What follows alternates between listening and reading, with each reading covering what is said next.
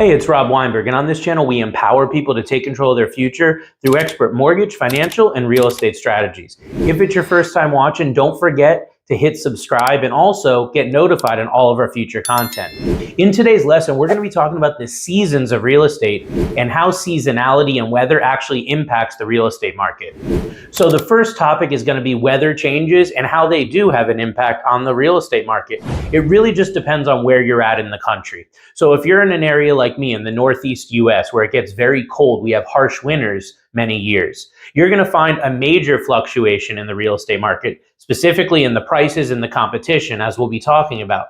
Whereas if you're in an area that has more consistent weather like Southern California, like Florida, for example, you're going to see a more consistent real estate market. And a lot of the seasonality factors that we're discussing in our lesson today, they're just not going to be as embellished. They're not going to be as apparent as some of the other areas that actually see those major fluctuations, like the Midwest and the Northeast, for example. Okay, so what are some winter trends that we're normally going to see in the market? Well, generally during the winter months, especially in those hard hit areas, we're going to see a pullback in home buyers. We're going to see a decrease in competition as we get into the winter months. The reason is because time of year, you've got the holidays coming up, you've got New Year's. A lot of people just bow out. They don't want to deal with the different things that have to be done to buy, and finance a home. So they just get out till next year. But that means for you, if you're a serious buyer, it could be a great time to be buying a home in those winter months. You do also find that the people that are in the market to buy are a lot more serious because they're in during that time where, again, lots is going on and the unserious people bow out, the serious ones are in play. And that's actually always when I bought my home, is in these winter months for the reasons that we're talking about in this lesson. Seasonal appeal is an important thing to understand, especially if you're a home seller. Okay, so seasonal appeal and curb appeal in general, we really want to cater that to the time of year that we're in. So if you're a home seller and you've got a property with a great fireplace, for example, you're really going to want to showcase that and put your property on the market during those winter months when you can really showcase the property, showcase and embellish a little bit of what's going on and what the features are of the property. Conversely, if you've got a great outdoor space, you've got something that lends itself more to the spring or summer, you're going to really want to be concentrating on listing your home more towards that time of year when you can showcase and feature those amazing things that you have going on in your home that lend itself to the season that you're in. So the seasonal appeal is super important, especially when you're selling a property. Now, price fluctuations are a big piece of this puzzle with seasonality because we do often see major fluctuations, especially in the areas that have a major change in the weather.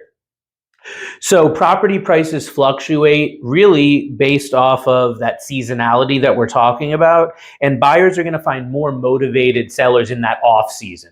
So generally, the winter months are considered the off season for real estate because most transactions are happening in that spring, summer window. So during that off season, if you are in the market, you're going to find more motivated sellers. You're going to find more people that are willing to negotiate a little bit, be more flexible with the terms of the contract that you're putting together. And what this means for pricing is generally between 5 and 10% price fluctuation. Now, this is regardless of what's going on with the economy or interest rate. If you compare the median home price during the summer and springtime to the median home price in the winter, you'll see there's always just a decrease during those winter months. Okay, so if you're looking for the best deal, the most flexibility on the price, you're absolutely going to want to be buying your home during those winter months, as you're seeing.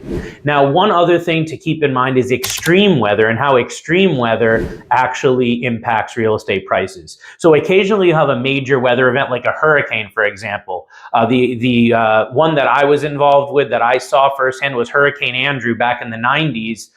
We saw South Florida, specifically Miami, the home prices got decimated after that hurricane came through. So a weather event happened, major weather event, a lot of properties got destroyed, but even the ones that were left standing, there was a major reduction in price. So what that meant is people that were willing to take a risk, people that were willing to get involved after that extreme weather event were able to get amazing, amazing deals.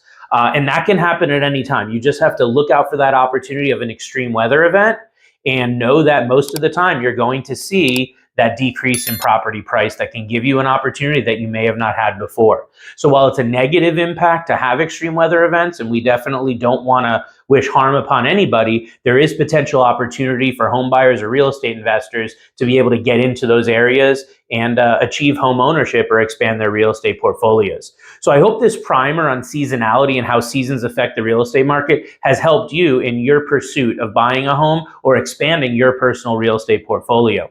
I do offer one-on-one personal consultations. You can reach out to me directly by call, text, or private message. My direct line is 860-413-3938. As always, I hope that helps, and we'll see you on the next episode. Take care now.